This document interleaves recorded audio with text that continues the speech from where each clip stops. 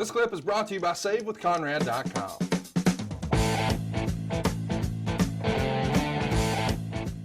Now let's talk about not long after Tito, comes in, he wins that Intercontinental title. As we said, he's working with a bunch of different opponents, including JJ Dillon.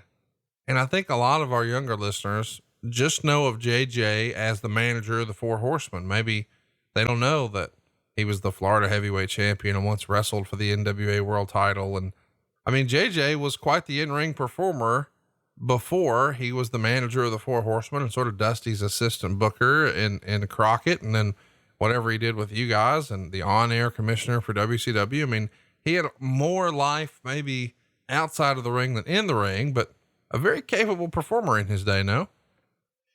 Yeah, that's all JJ wanted to do, was to be a professional wrestler. So that's what JJ trained to do. And I think would have been happier if he had a career more inside the ring than outside. But at the same time, I think both were pretty much enjoyable for him.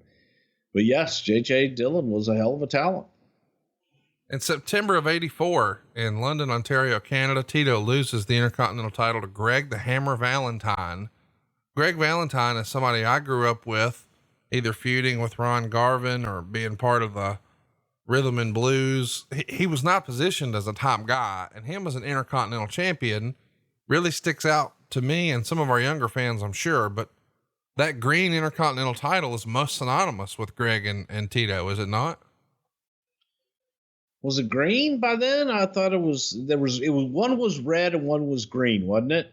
Yeah. The first one's red. That's the one I have, but the green one is the Tito and Greg belt, at least to me.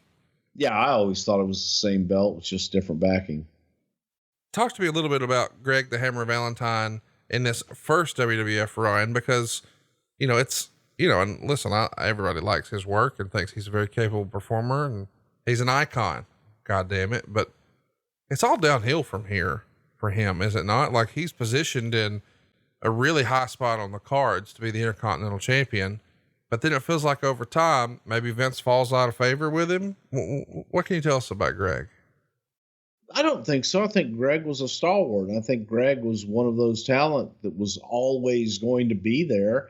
And he was a proving ground. If you could hold your own with Greg, then that told you that you might be a main eventer in the future.